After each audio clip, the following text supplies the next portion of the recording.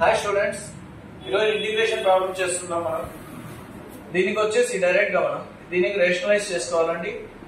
1/1 minus sin x into 1 plus sin x by 1 plus sin x.